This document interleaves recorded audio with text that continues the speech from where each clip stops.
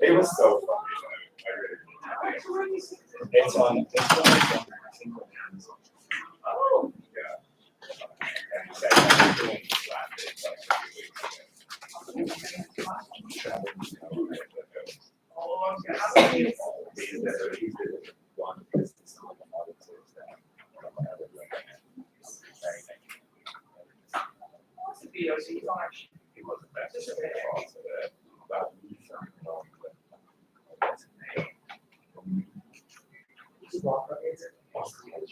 I knew her only because I was little.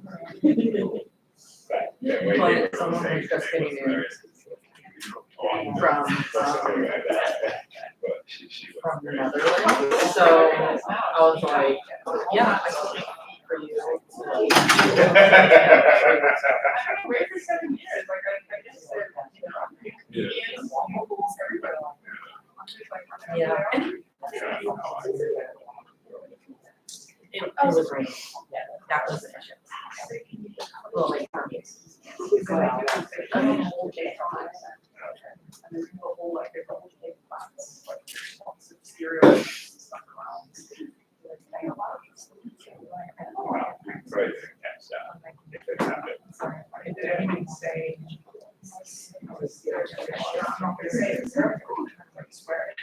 There's a weird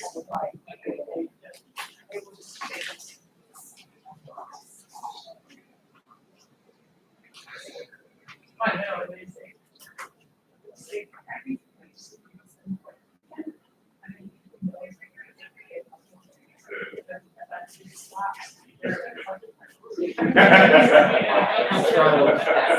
Yeah, actually, I mean, it's like, if I drove from Boston here, so there's like no traffic. Yeah, so it was 49. Yeah, yeah.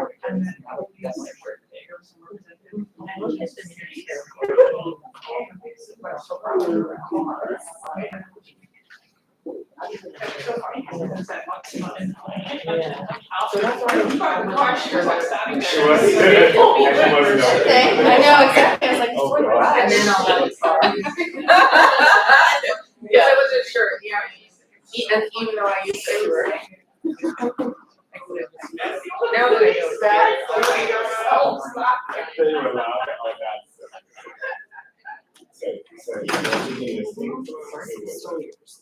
Oh, yeah, yeah.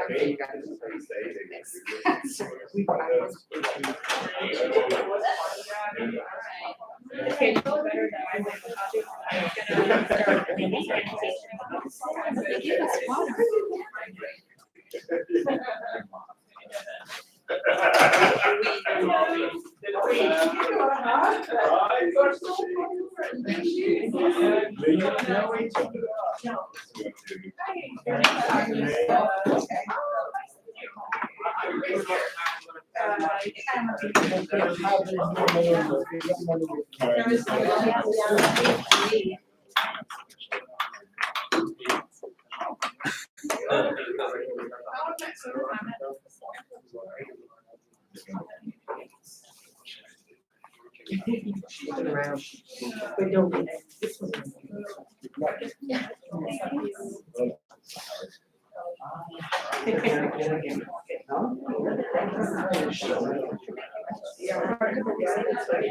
saw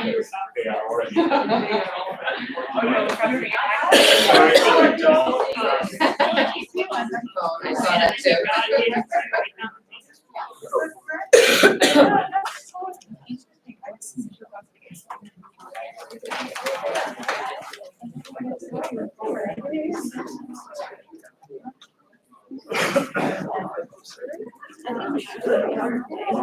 I did just pour these water. Okay, it's over here. Like on the corner. Like over here.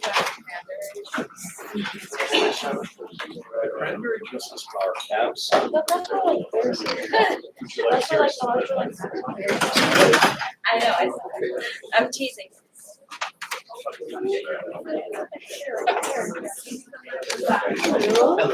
I got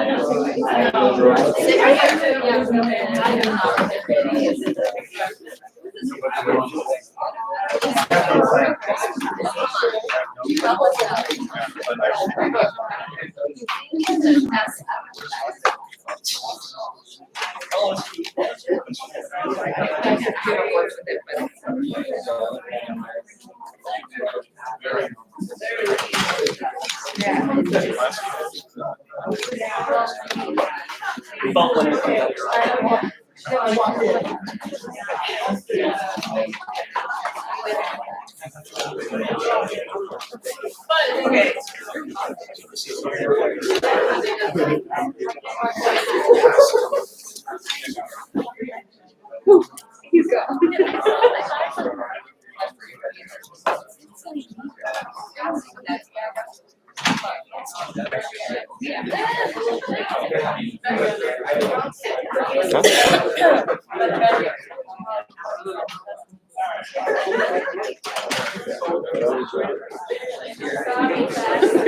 On your way.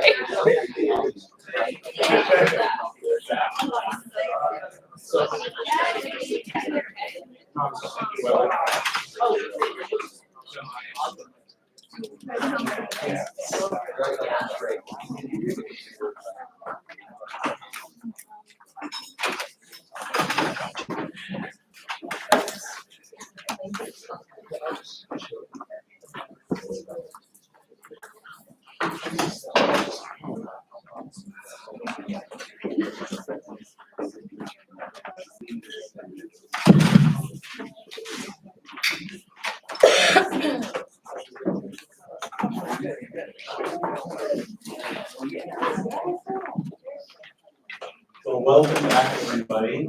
I hope you made a new friend over coffee. If you didn't, there's plenty of opportunities over lunch as well. Welcome back to the second panel. Before we start the second panel, I did just want to take Karen. I just want to take a moment and give a welcome and a thank you to our dear friend Charlie Scheidt, who's now joined us. Charlie is the person who's made all of this possible. It was his idea for a prevention-based academic institute that was started at GMAP, and his generous support ever since then has allowed us to grow and to continue to grow. And so I just wanted to say thank you, Charlie. It's great to have you with us.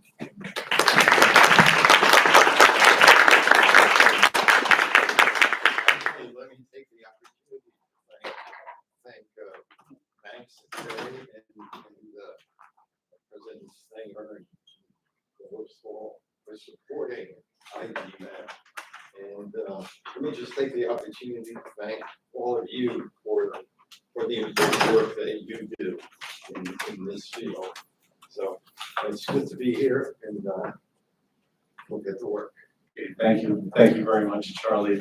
So for this is a really special panel for us here at GMAP, and I'm going to take just a moment to give you the backstory so that you can sort of understand why we're here and what we're doing.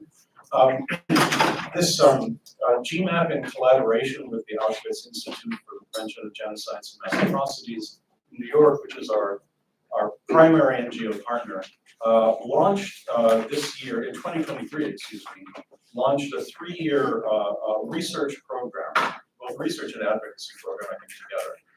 And the program that was launched is called Safer Havens. I'm going to tell you a little bit more about that in a second. But the original impetus for the program was the feeling that we had both at I-GMAP and AIPG that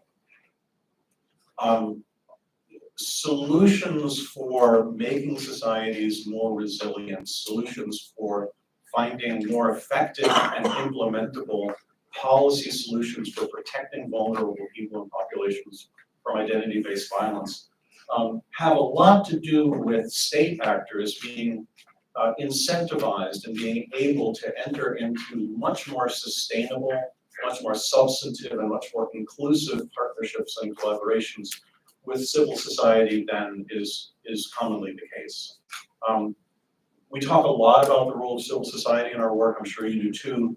We often think of civil society as taking up the slack, of being sort of this inexhaustible resource for making up for all the failures that state and international actors have.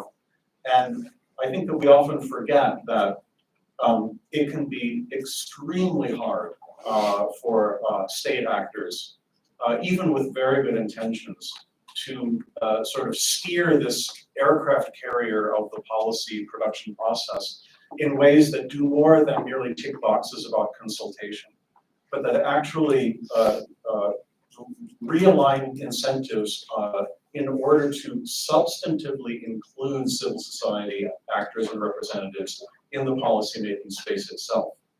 The argument that we had, or the suspicion, the hypothesis that we had for this, was that if states were to begin to do this more in terms of the atrocity prevention space, they would find that the policies that they generated not only would be of a higher quality, but the implementation process would be far more efficient and cost effective because they would have sustainable, ongoing, substantive collaborations with non-state actors. So the idea was to initially to test this hypothesis. And the way that we're testing it right now is through a 3-year project where we're looking at 3 country studies over one country a year for 3 years, in the way that these countries, both in civil societies and in government and in their collaboration, have responded to the challenge of protections for forcibly displaced populations that are in their territory. The countries we chose are vastly different, but what they have in common is that they are countries, all of whom, first of all, are democratic societies with vibrant and active and in the best possible way, unruly civil societies. So this is civil societies that are packed with all manner of non-governmental organizations, but also with much more informal kinds of organizations and actors in church groups, in labor unions, in youth groups, in sports teams, you name it, that all have the capacity and in many cases a keen interest in playing a part in the policymaking sphere and things in their society that matter to them. And the second thing that these countries have in common is that they are, in some cases absolutely, but in all cases relatively new to being receiver or host countries for large populations of displaced persons. I guess you would say that the third thing that they have in common is that going against the global tide of xenophobia and legislation used as a weapon to keep people out, these countries have been in virtually all cases interestingly creative and progressive in trying to introduce national and regional, and in some cases municipal legislation that does recognize the needs of displaced persons in their countries, does assume, according to their obligations in international law, that they are responsible for the welfare and protection of these people. Made good faith efforts in order to operationalize some of these policies with very, very mixed results. So the first, the 3 countries, I know you're on the edge of your seats. I feel like I'm bearing the lead. The 3 countries are from 2023. We looked at Colombia, where I think, correct me if I'm wrong, but I think that the largest displaced population in the world right now of over 3 million people have crossed from Venezuela into Colombia over the past several years. It is an enormous population, almost unfathomable population that Colombia is responding to and is providing, is struggling to provide the right kinds of humanitarian and protection help to to these populations whose situation across a country as big as Colombia is, as you can imagine, very, very changeable and different. The second, which we are, so we have a 2-day workshop in Bogota with our state and civil society partners from Colombia. It was a wonderful event that our AAPG team was here, was with us. And one of the things that we decided was that I still haven't told you the other two countries, but I'll get to that. One of the things we decided was, wouldn't it be great if, as one of the ways that we follow up from each of these national workshops, which are held each fall, we would bring some folks from that workshop to Frontiers of Prevention in the spring and have them sort of report back to you how they, what the work there is that they're doing and how they see the implications of that workshop matter for that work. So the other two countries finally are Kenya, where we'll be in October of 2024 this year, which has a very, very large population of displaced persons, primarily from Sudan, South Sudan, Somalia. And finally, Romania, who has been struggling with a rather, sizable influx of Ukrainian refugees in the very recent past. Will be there in Romania in the fall of 2026. One of, and I've been talking too long, but one of the aspects of this project of Safer Havens that really excites us is we're not only trying to improve, to help improve relationships between state and civil society actors in these three countries. We're also trying to help with the construction of a real transnational network of non-governmental organizations and civil society actors across these three countries. And so we invited Kenyans and Romanians from both state and civil society to join us in Bogota. We're in the process of inviting Colombians and Romanians to join us in Kenya in the fall. And of course, we'll invite Colombians and Kenyans to join us in Romania in the fall of 2026. And so the idea here is that by getting that comparative perspective built, as it were, into the DNA of the project, we will try to leave behind a way for these folks to work smarter and more efficiently with a broader and a stronger international network of colleagues and support. So with that said, let me briefly introduce the colleagues that have joined us today, who we're delighted to have with us. I want to start on the very back here. This is Nadia Santaella. Neri is Venezuelan. She's the founder of Voices of Venezuela, a refugee-led media initiative that has become one of the most important sources of information for people fleeing from Venezuela, reaching millions of people. She founded Voices of Venezuela to help refugees build self-reliance and integrate more easily into their new communities. Her organization educates refugees about their rights and combats xenophobia and misinformation in host communities. Next to her is, and I have to, forgive me, I just have to scroll.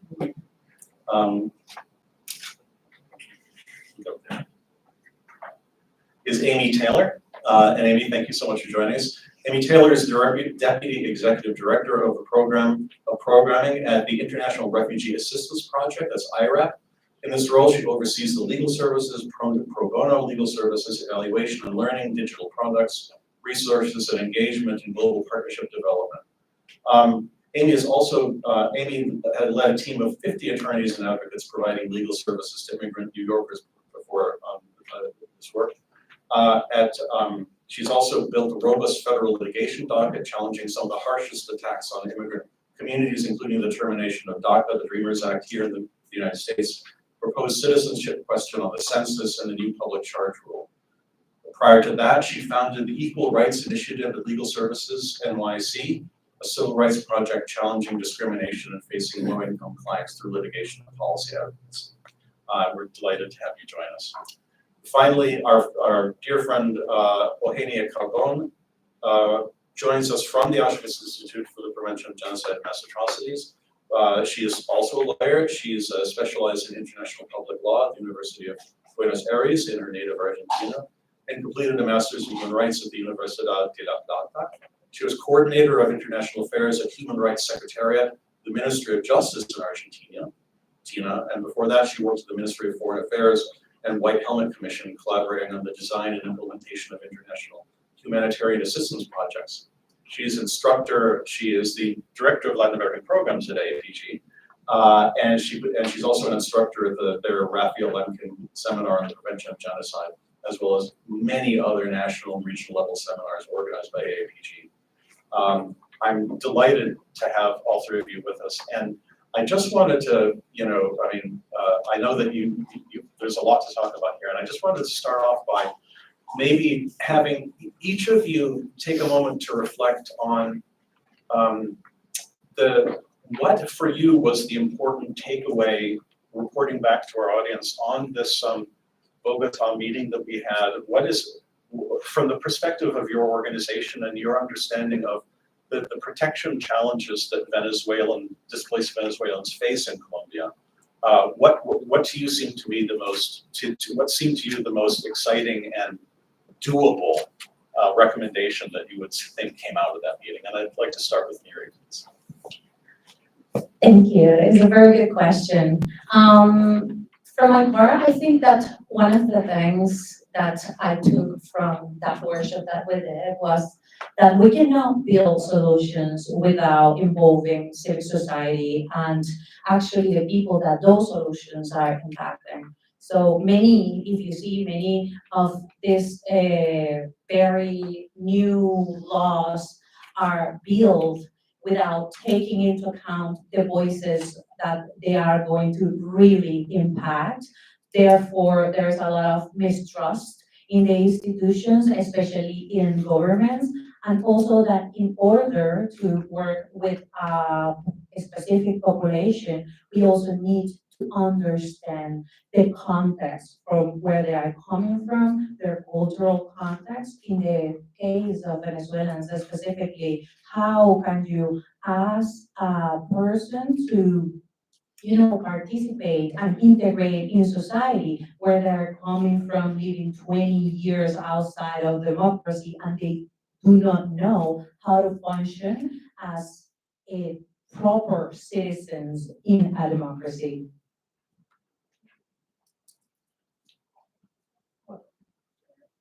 Well, thanks also for the invitation and for the question. I think that, and I will echo Nelly by saying that one of the most important outcomes was also to demonstrate in a way that to work in safe spaces is possible. It is not the common, it is not something regular. When we talk about safe space or neutral space, means working with or talking among public officers, representatives of local-based organizations, international organizations, that we discuss in a very neutral and safe space. This is a way of generating or building trust, that it is not only for this particular moment, but to still think of how to go on or keep this trust generated for future steps, for future activities. And I think that the workshop that we held in Bogota was, at least for LPG, was we kept with that sense that this was successful for that precise activity, but also we had the sense that this is something that will be maintained in the way that colleagues in Colombia will be capable of keeping these conversations and this type of works. In this, together and in a way of confidence and trust. Well, I don't want to jump into another thing. I can, and then I can. Thank you. Thank you for having me here. I like this question a lot because we're actually acting on my biggest takeaway from that convening, which was really the disconnect between what government agencies and are saying, what we hear here in the United States, and what people that I met there were saying, especially the refugee-led groups that were a part of the convening and sharing their experiences, all very different from different parts of the country, different types of organizations, but all working directly with the Venezuelan population in Colombia. And I'm sure we'll talk a lot more about the new safe mobility offices that have opened in that country this year or last year. But we had, just kind of launched a campaign to do some work to support people in accessing those offices. For those of you who don't know, they're regional processing centers where people can apply for refugee pathways in Colombia. They're also open now in Ecuador, Costa Rica, and Guatemala. But the government talks a big talk about how it's going, how many people they're serving, and what they can offer. And there are some very good things about what they're doing. But it was really interesting to me because none of the participants in the convening, as well as other partners I met with who were working in communities, had heard of them or knew about them. And those who did and had tried to help people access the online platform couldn't get, it's often broken. It's very hard to get an interview. It's impossible to access. And so having that experience and, really hearing what people are hearing in their locality, what information they have and what questions they have is really integral to our work to disseminate legal information.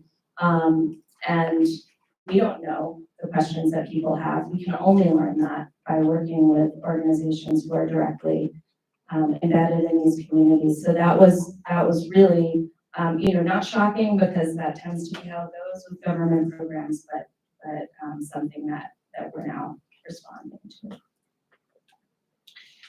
Also, as another of the takeaways for this special workshop, I think that it was a good opportunity to make a joint risk assessment. It was a particular exercise, and we took some time to debate and to discuss about specific risks that communities, organizations representing migrant communities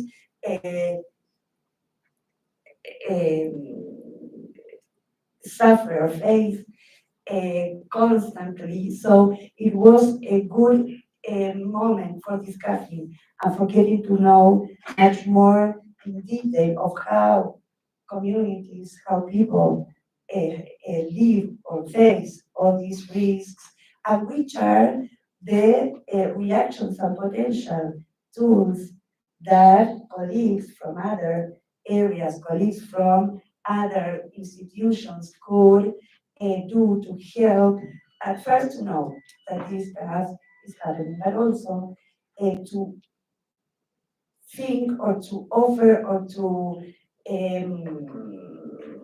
collaborate in dealing with, in facing or in tailoring policies to face with this, to make people face with all those risks. So, and this is something that perhaps it is common for those who work in the field of genocide prevention to think or to work trying to think in terms of risks.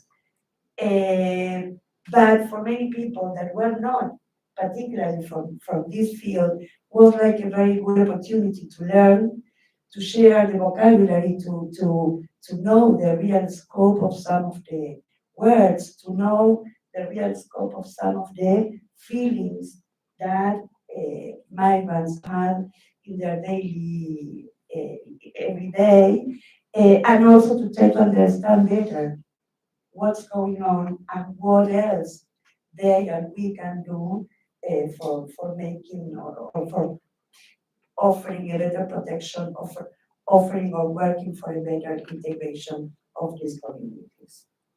I don't know if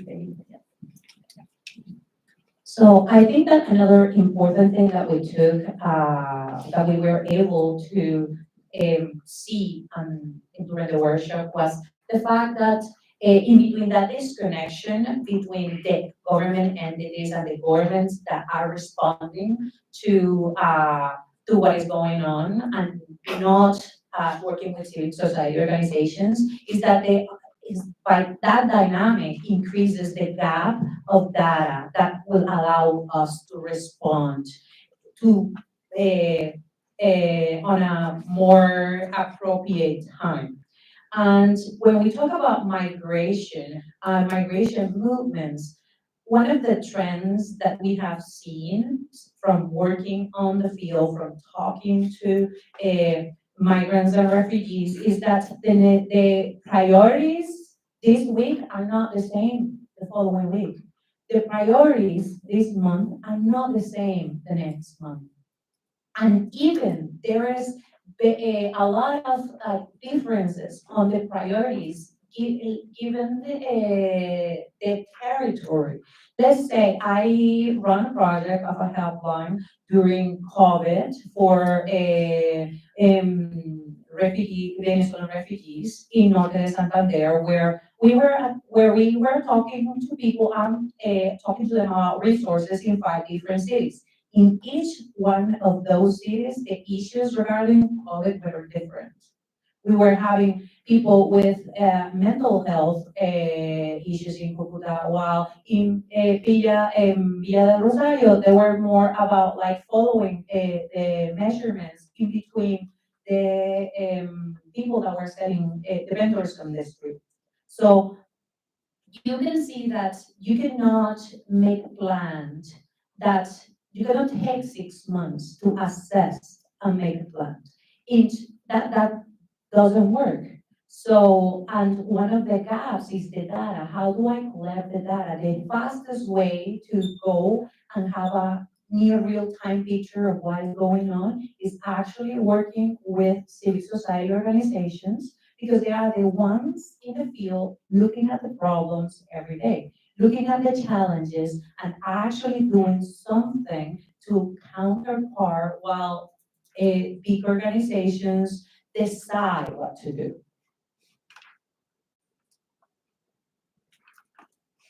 Yeah, I mean, that's a very good point, and it was just making me think about how, from a US perspective, so last spring, President Biden announced the opening of these new processing centers, which, explicitly were announced as a way to stem the flow of migrants to the US border, right? So it's, not out of concern for people seeking safety, but, as a political issue, right? Trying to fix his political issue of the border. And I learned a lot about them when I was there, and there's the eligibility requirements are very narrow, and you have to have arrived in Colombia before, I think, January 22. So there's a huge population who aren't even eligible to access these offices if they could. And they're not necessarily, I mean, there's no evidence showing that the same populations who are accessing these centers are the populations going to the border. And we've seen this in other parts of the region as well, where there's just like, there is actually data about who goes to the border, but they don't use it to create their policies. And they certainly don't use it to do outreach and education, because they don't do any outreach in languages beyond Spanish, and in some countries in the region, you're just really not reaching huge numbers of people. Yes, oh, go ahead. Yeah, and when we talk about these kind of things, like we need to see all the possible challenges in between this big challenge. And one of them is like, we will think that because Venezuelans and Colombians speak Spanish, they will be able to understand the law and, adapt. No, we don't speak the same Spanish. You go to another country as an adult, and as an adult, the entire society has the perception that you will adapt quickly and that you know it all. And that's not correct. You need to learn basically a new way of communication in order to be able to move around in this new community, and also to learn what is the name of the health department? What is the name of the legal, how does this legal pathways work? And very often, they are built for you to not to succeed. Because they are very difficult processes and the governments of the entities, they use base all their information on legal information, you know? For a normal person, anywhere, and I think that everybody can relate to this, and anybody, anywhere, does not understand legal jargon unless you're a lawyer. And that's why you pay a lawyer. If everybody of us could understand legal language, lawyers would not have a job. So we have there a structural barrier in the language where the information is built. And why we translate this process into something that was more like close to what they were talking or what we were talking day to day, we were able to see that not only people were going through the process successfully, but also the rate of people that drop these processes also lower. Because not only they have accurate information, they also have the right expectations. And when you give the right expectations to somebody about anything, you are empowering them with a choice, to being able to make a choice. When I was living in my country, I didn't have any choice. I just have to go and survive, find a way, and that was the only way, nothing else. And everything that happens to you is your fault because you are not aware. It is always your fault. So you don't have a choice in anything.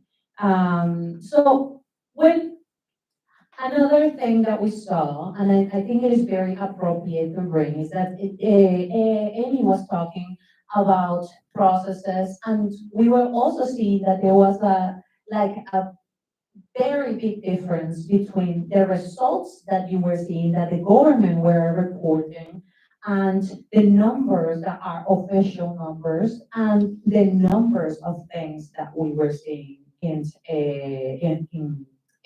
field. Let's put example of during COVID in Norte de Santander, which is the border, one of the border with Venezuela, rape and the crossing increased 300%. And that didn't hit the official numbers, where civic society organizations who were attending to these women were the ones who were saying, hey, this is what we're seeing. And for Colombia, well, the ones that are counting the statistics are the ones that access to the legal system. And I think that everybody here know everybody reports rape. It's very difficult. Also, when you go to the authorities there, they will tell you to just don't do it because it is a long process. People will ask you things over and over, and it will be re-traumatizing, you know? So we were seeing also that disconnection between the data, and that is an issue because that disconnection means that there is a lot of vulnerable people living horrid things that are invisible to the parts of the governments and the ecosystem that can do something for them. No, and this is also connected with some of the challenges that were discussed there, of how to still incorporate more and more actors, local actors within this kind of conversations and platforms. The role of the judicial power, for instance, was something that was highlighted. because while we're discussing about this kind of situations, but also other offices, public offices or organizations that perhaps do not feel that they should be there talking about these issues and living with the situation of people in a human mobility situation, but there's a responsibility to invite them to generate this kind of awareness that they should be there and they have things to provide to these discussions. One of the examples that were there was how about the people living with national budgets, the Ministry of Economy, I don't know how it goes, or also legislators that has to pass the laws every year. So why those people aren't in this conversation at a regular basis? Let's invite them. So this is just an example of how complex could be the risk map that that we have been reviewing, but also how many actors are still missing and how many opportunities we are still missing, and we need to keep track and to keep making more robust this space, this platform. Nowadays it is something informal, but the idea is that towards the joint work between all who were, especially I-GMAP and AIPG to help doing or generating this as a very permanent and solid platform to work together. Thank you. Oh, yes, please. I'm going to respond to that, but I want to ask you a question, Nadia.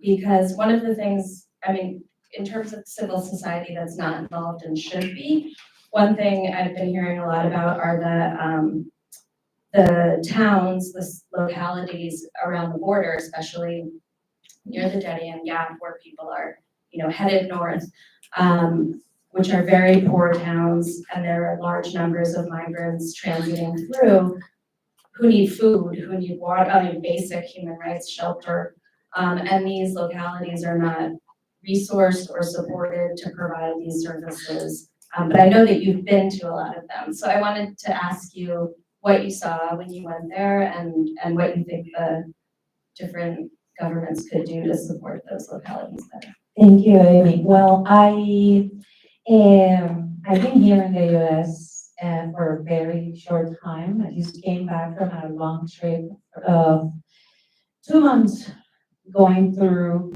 10 different cities in Colombia, meeting with civic society organizations, small civic society organizations to educate them in processes of communication with the community so they improve the way that they provide their information, and also AI tools that will help them to make their work better, and also because AI is another thing that is of my concern, because the more that the civil society organizations and number of people get acquainted with these new technologies, they will also be more aware of not only their good uses in their approaches, but also in the dangers that these represent for vulnerable people, in this case, for monitoring people in the border, Well, I have seen a lot of things. One of the things that I have seen is that there is a disconnection in between what is being reported and what is actually happening. Actually there is a lot, there's a big ecosystem of civil society organizations that are working in different areas that they could complement each other, but there is also a big power dynamic, and with the funders, where they kept them competing between them for funding. So that's one of the things that we also have to kind of turn around. How although we do not encourage that dynamic of compete for the money that I'm gonna give. Because then they would not work with each other. One of the things that I'm doing is that I am providing them help and education. They have to work together in a common strategy to act as a block, to do activism together because our common voice is louder than our lonely voice. And I don't want the work to be, this is Mary doing this. I want the work to be, this is us doing something for ourselves. And most of the civil society organizations working with refugees are led by women. Like this panel is proof that women are very involved in migration. Also, another thing that I have seen is that when you give people the right information, they will basically decide not to put themselves in danger. They have this idea of a life, they see future like a life of misery or a short time frame of danger with the promise of something better. And that's what lets them to cross and put their lives in risk. But if you show them that there's resources for them that to help them, if you show them that they can actually participate as citizens in their community, they will choose to stay. And but then nothing is perfect. There's been 3 years since our super innovative model of regularizing people in Colombia, and I am still fighting that 3 years later, banks do not open bank accounts to people that is regularized because, we haven't changed our system. We need to invest in our platform, in our bank platform, just to add the code for the ID, like 3 years later. So it is an ongoing work with new necessities and new priorities coming every day. And again, new actors, because this is something that also, and as part of the proposals, we mentioned how how the corporate sector must be involved in these conversations, but particularly because of some of the examples that were shared on how people struggle with the possibility, or not because of the not having the possibility of having a bank, or having access to internet, or having access or a regular service for a mobile phone. So have access to a loan. So there are many, perhaps, small details or small situations that, well, makes big barriers for the community, but also opens big opportunities to incorporate more and more voices into these discussions and keep people. So, and something that it was also mentioning in the previous panel is the role of other organizations such as labor organizations and also the academia. We have organized, we have been hosted by Universidad Javeriana University for the workshop, and it was interesting that one of the most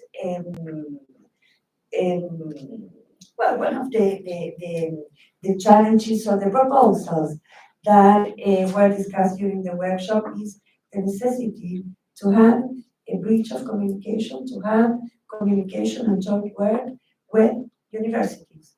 There are a lot of information that it is produced, and there's no clear ways for this information to get into public officers, into international organizations or local organizations working with the migrations situation. And of course, there are many information, there are many analyses that are being done by the universities, and this is something that our colleagues of Caribbean mentioned. So this is part of the challenge also when we talk about who else should be here and be part of these discussions.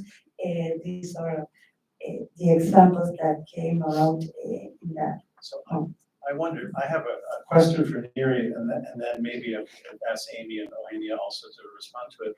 It's a big one. So we all know in this room that the population of forcibly displaced people globally has absolutely exploded over the past 10 years. I mean, the numbers continue to smash records every year.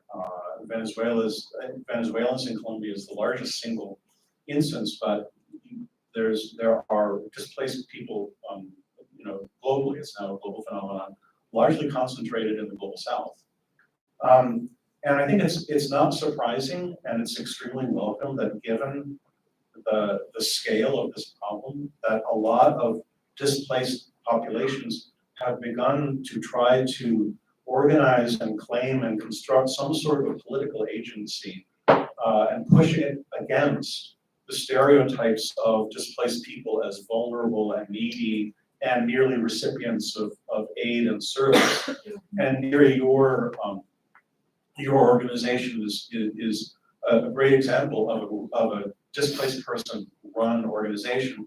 When we were in Bogota, one of the things that I think struck all of us was how well organized and networked the Venezuelan-led organizations actually were, right? And it was like, wow, these people have really been working. And you're right, it was extremely interesting from a gender point of view, I have to say. I mean, extremely impressive.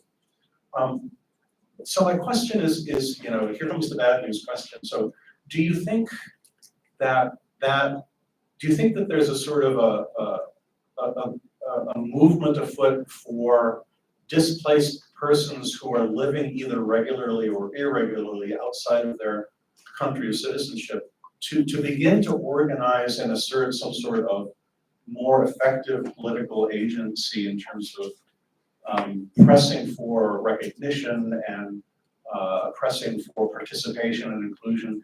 And if so, should we worry about the possible pushback effects of countries who might, in many ways, prefer to see forcibly displaced people as passive and as weak and as needy?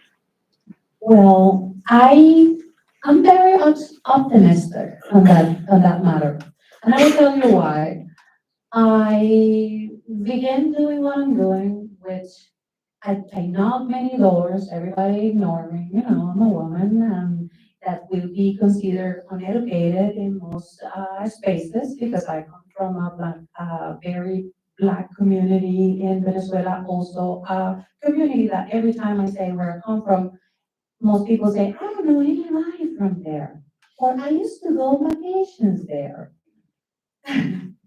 But women from my community don't go outside our community because there is no many opportunities for them. So when I go to spaces and I say where I come from and I say, hey, well, actually my background is not communications, neither is technology or international relationships. I'm just a translator. So I have self-teach all these things to myself. I went and learned on my own. And then I did this with other people. I met other wonderful people that were also doing great jobs, working with Venezuelans and Venezuelan population in general. And when we have so many good results that government had to say, well, we have to work with them. There's no other way, And it's like, because at some point, what we were doing was showing them that, okay, you're helping, you said that you help 20,000 people, we help 680,000 So if with zero funding, so you are the government, you are the entity that has the money to actually do something significant. Why me that I have no resources, can I impact 680,000 people from my kitchen? You raise the question. So there's like, oh, now we need to work today. We need to work with this other group.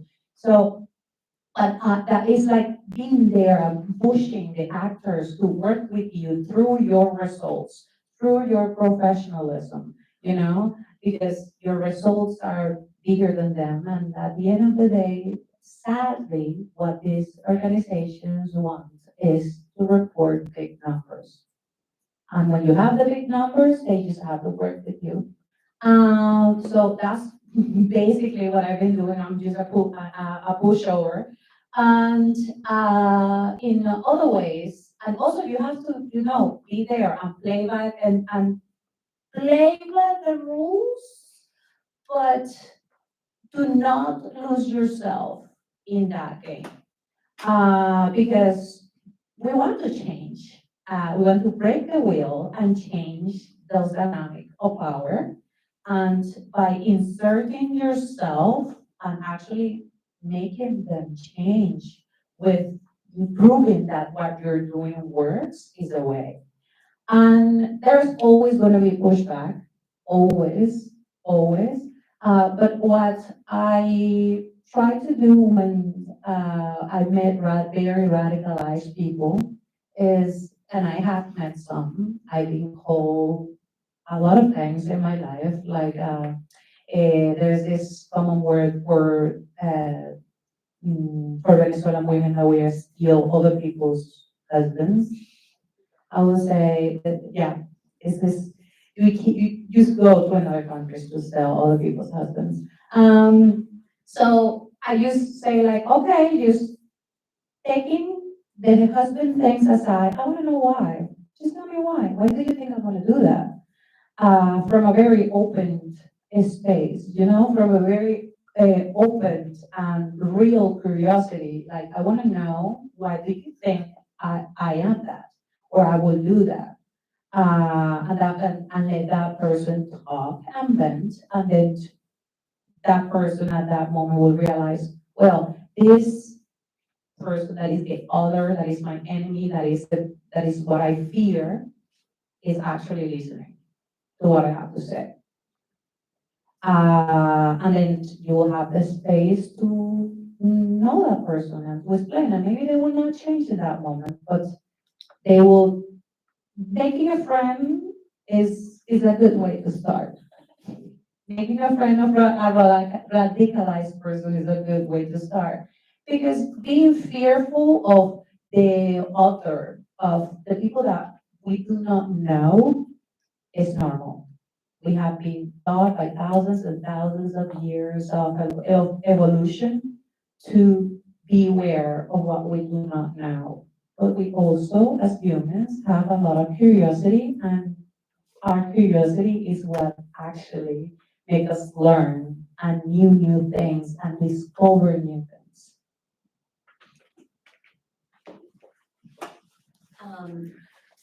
That's a great question. And I mean, there is an extremely robust movement of refugee-led organizations and networks all over the world. So just, acknowledging that and the incredible work that organizations can do when they actually understand the issues and the problems, and who better understands those issues and problems than people who have experienced them. We did a survey project, essentially, where we talked to refugee-led organizations about their work and about legal services gaps and other things a couple of years ago. And one of the things that a lot of organizations wanted to most talk to us about was how their work is really erased from the global refugee ecosystem because it's very hard to access funding. It's very hard to report on grants and, comply with a lot of the requirements of some of the funding sources, and a real frustration with always being invited to be a refugee on a panel and talk about being a refugee instead of talking about policy and solutions and the, incredible work they're doing. We actually sent a delegation of our staff along with one of our partners from Kenya actually to the Global Refugee Forum in Geneva in December, which is one of these enormous convenings that UNHCR does. And our partner in Colombia, who is a Venezuelan refugee, attended as well, and she reported that she was the only Venezuelan there. So here's like the largest displacement crisis in the world. There's no Spanish translation. So, there's a long way to go, but I think, similar to the sort of power building work that's happening in the United States by impacted communities, when that power grows enough, you can't ignore it. And so, eventually there is pressure upon governments and policymakers to respond. And so, the world is very big. So the more and more that these networks are connected, because a lot of them are regional, a lot of them are like super local. I know like in Colombia, a lot of the networks are WhatsApp groups of thousands of people, I think. And it's incredible in terms of reaching people who are not reached in any other way for information dissemination. But the more that these organizations can connect to each other and really do the power building work and just, push to demonstrate the success of their, the solutions that they have. Because, they're the ones who are really in the communities and understand what the needs are. Yes, I don't know, I really don't know if we will see this, the organization in such a way, the way that you described, but I think that part of the challenge of our own proposal is to get a balanced spaces. This is what the organizations also are requesting, is to have some kind of power of balance or balance of power, and they do, and they are so they can be able to work for their own rights to record and share their own information, the information that they know that they produce. So to also to be part or to join design information campaigns. Nadia was talking about that there's no reliable information, and this is a problem, this is a challenge, but the information must be jointly produced or at least validated, and then the information should be available and visible. And then we have to create a culture of showing that this is reliable information. So there are many things to do, and the proposal is to start thinking of doing it together. We do not need to make a big organization of people, of migrants or refugees doing this alone, or thinking or planning to do this by themselves, but to join other spaces, to join what it already exists in the global, in the multilateral space, in the global space, in the regional space, at national space, but with a sense of balance, with a sense of parity between each of the actors that are dealing with these issues. And well, reliable information and also visibilization, that I think that is also part of what we have heard in the workshop, and this is something challenging for these communities, is they need to be visibilized, they need to be, that their reality is available, is seriously taken, and available for the rest of the community, the rest of the society, and many of the key actors that have responsibilities over their security, over their integration, and over their the way that they need to, that they deserve to. Thank you very much. Let's take some audience questions, shall we? All the way in the back there, please.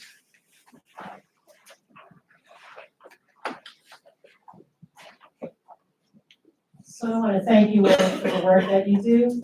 I have a very practical kind of question. I've been doing a lot of volunteering at the southern border, working with migrant groups. And one of my understandings is that at least on paper, the visa process for Venezuelans in Colombia is a lot kinder, a lot more humane than the United States. And so, in particular with the CBP1 app that people have, it's a complete disaster. So I'm wondering, as you know, as someone who offers legal advice, do I talk with Venezuelans and say, no, don't come to the U.S. southern border? Do I say, apply in Colombia because of I mean, it just seems, again, on paper that there's a lot more benefits available, and it just it seems, again, on paper to be a lot more humane process. Well, I'll respond to part of that, and then Nadia can talk about the legalization program in Colombia.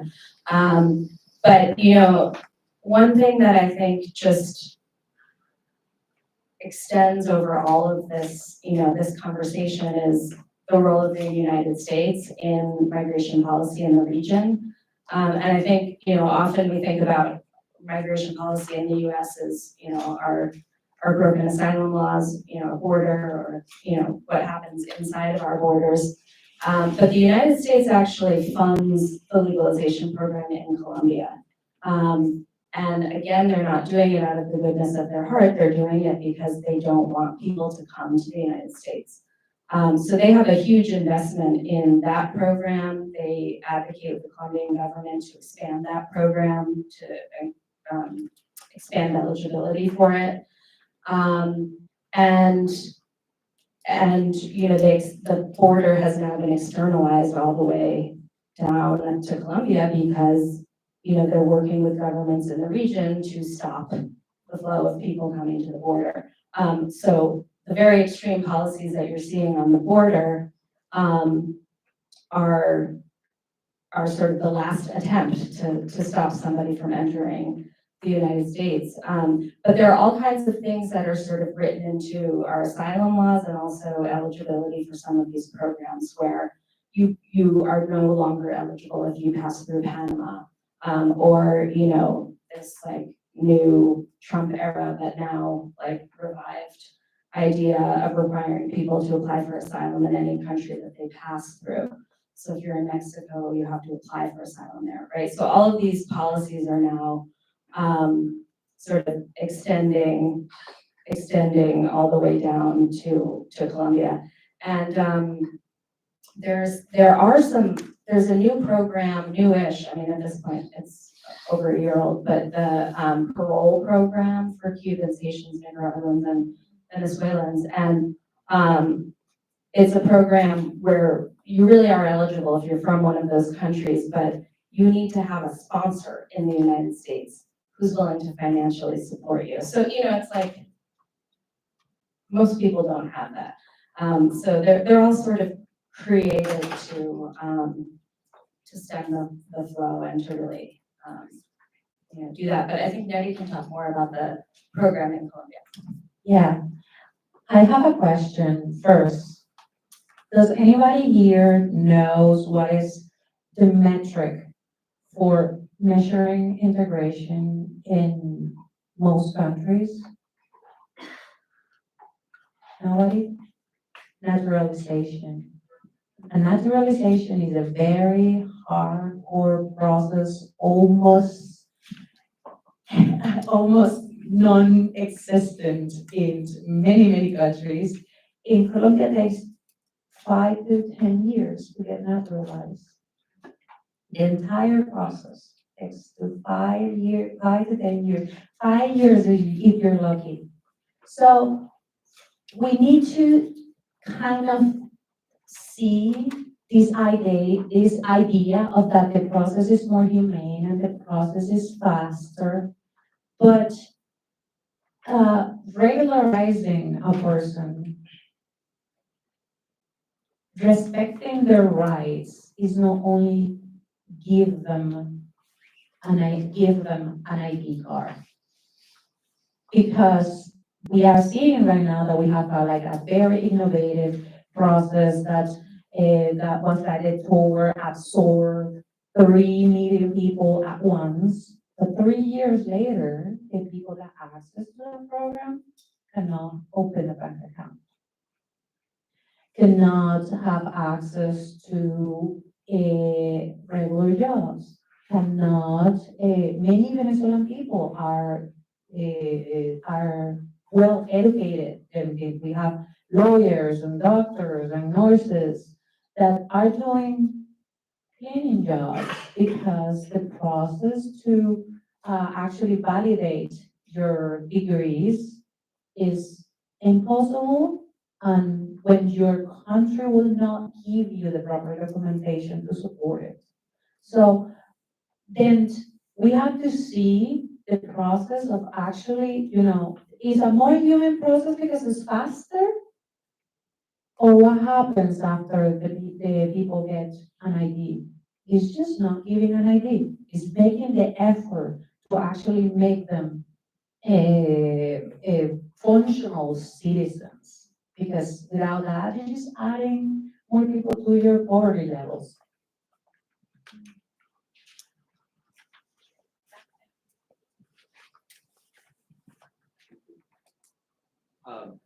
Thank you so much for this panel. This is really tremendously important and very informative.